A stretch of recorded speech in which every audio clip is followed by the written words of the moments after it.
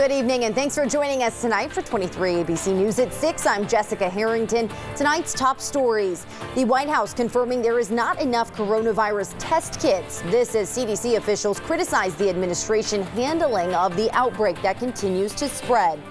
And the new warning after the devastating tornadoes in Tennessee, what you need to know about donation scams and what you can do safely to help those in Nashville. 23 ABC News at 6 starts right now.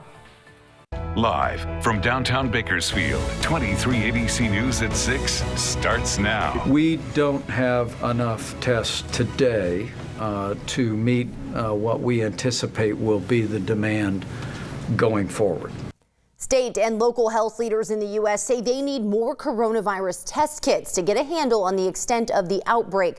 Vice President Mike Pence acknowledges officials still don't have the supplies to meet that demand. Meanwhile, some critics question the accuracy of some of President Trump's comments about COVID-19. Reporter Jim Acosta has the update on the administration's response to the outbreak.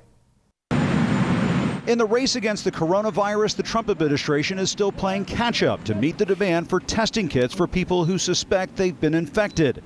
Vice President Mike Pence conceded to reporters that the administration is still working to make enough tests available. We don't have enough tests today to meet what we anticipate will be the demand going forward.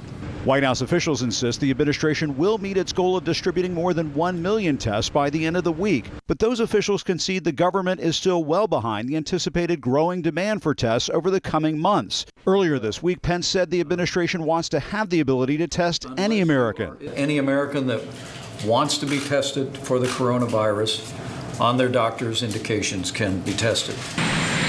The administration is also trying to contain an outbreak of sketchy information coming from the president, who told Fox News it was his hunch that the mortality rate for the coronavirus is much lower than what's been cited by the World Health Organization. Well, I think the 3.4% is really a false number. Now, this is just my hunch, but based on a lot of conversations with a lot of people that do this. So I think that number is very high. I think the number, personally, I would say the number is way under 1%.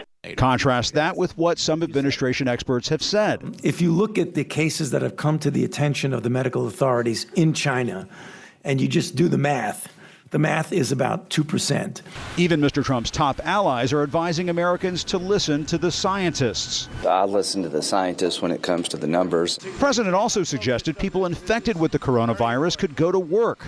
So if, we have thousands or hundreds of thousands of people that get better just by, sitting around and even going to work, some of them go to work, but they get better. But the CDC website says don't do that, adding you should restrict activities outside your home except for getting medical care. Do not go to work, school, or public areas. Avoid using public transportation, ride sharing, or taxis. All week, the president has been playing fast and loose with the facts, claiming a coronavirus vaccine could be ready in months. I don't think they know what the time will be. I've heard very quick numbers, a matter of months, and I've heard pretty much a year would be an outside number. Only to be contradicted by the experts. So he's asking the question, when is it going to be deployable? And that is going to be at the earliest a year to a year and a half, no matter how fast you go. Democrats say the president should be more careful. My chief concern is that we not politicize this. Fear is a virus as well, and it's very important that we stick to the facts. That was Jim Acosta reporting. Financial markets continue to struggle amid fears about the novel coronavirus. The Dow is down about 1,000 points after Thursday trading. Amazon is the latest tech company to back out of South by Southwest. This comes a few days after Twitter and Facebook announced they will not attend the annual gathering. The company says health concerns are the reason they will not be attending. So far, 11 cases of coronavirus have been confirmed in Texas, where the event takes place every year. South by Southwest is scheduled to take place from March 13th to March 22nd in Austin, Texas. Starbucks will temporarily suspend the use of personal cups at its stores. The coffee chain says this is to help prevent the spread of coronavirus. It will still honor its 10-cent discount for any customer who does bring in their own cup. It's unclear how long the suspension will last. Starbucks also says it is increasing the number of cleanings at company-operated stores and suspending business-related air travel. Before donating to Tennessee tornado relief efforts, beware, scam artists might use your good intentions against you. Reporter Meredith Wood has 3 things to look out for in today's Consumer Watch. Donating money on the internet is a gamble. With so much anonymity and very little accountability, how do you make sure your donations during tragic events don't fall into the wrong hands? According to the Department of Homeland Security Cyber Agency, here are 3 things you should consider to avoid donation scams. Number 1, research charities or crowdfunding campaigns yourself and make sure it's clear exactly where your money is going. There's ample opportunity for hoaxes like that to be conducted, and unless a company, organization, or even an individual does their own due diligence to look into something, they may be subject to it. Number 2, be cautious when it comes to opening email attachments. Experts say do not click on links in unsolicited email messages asking for money. Number 3, be wary of fraudulent pleas and donation ads on social networking sites. The DHS Cyber Agency also warns about door-to-door solicitations during tragedies.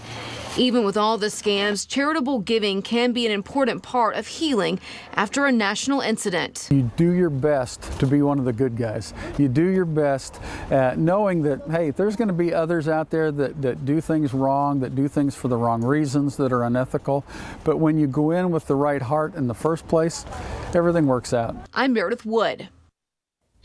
Meanwhile, officials from the local chapter of the American Red Cross say they have teams on the ground helping families displaced by the tornadoes. Officials said last night 109 people stayed at the Red Cross shelters in the greater Nashville area. Kern County is supporting the efforts and have sent nurse Susan Filateo of Bakersfield to help. She left on Wednesday to support the relief efforts. Filateo has been a Red Cross volunteer for over 10 years in Kern County. Officials say as a key member of the local Red Cross Health Services team, her career as a registered nurse created a pathway that has allowed her to support those affected by disasters, both big and small. All right, taking a look at our first forecast tonight as we take a look at the radar and satellite today. Not a whole lot of action going on, just some clouds moving in through the county. Nice warm day today as we are cooling off as we're heading into the evening hours. Bakersfield sitting at 74 degrees. Maricopa still at 80. Tehachapi cooling off to 57 degrees. California City still sitting at 73.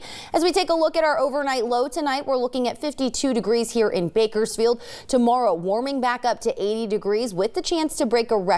That record sits at 82, but 80. We'll see what we do tomorrow. We are going to take a look at our 7-day forecast in just a few minutes. We have a chance of rain not only this weekend, but next week as well. The Bakersfield Police Department is asking for your help in locating a missing at-risk teen last seen Monday in Southwest Bakersfield. Talia Cornelius was last seen Monday at about 1:30 in the afternoon in the area of Villa Hermosa Drive and Villa Carmel Way.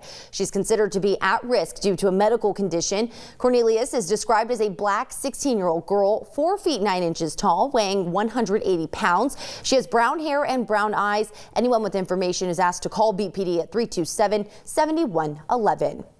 Police also need your help in finding a missing man who is considered at risk due to medical conditions. The man you see here is 64-year-old Philip Mojica. Police say he was last seen at his home on Priscilla Lane in South Bakersfield on March 3rd. BPD describes him as a Hispanic man, 5 feet 6 inches tall, weighing 160 pounds. He was last seen wearing a blue shirt, black track-style pants, and in possession of a cane.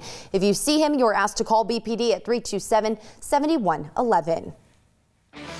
A fair housing agreement has been made between an apartment complex and several of its female residents to settle allegations of sexual harassment. The Department of Housing and Urban Development announced Wednesday that it approved a conciliation agreement requiring Ronel Ramiro, Blanco Ramiro, and Mario Prudencio, owners and manager of an apartment complex here in Bakersfield, to pay $14,500 to several female residents.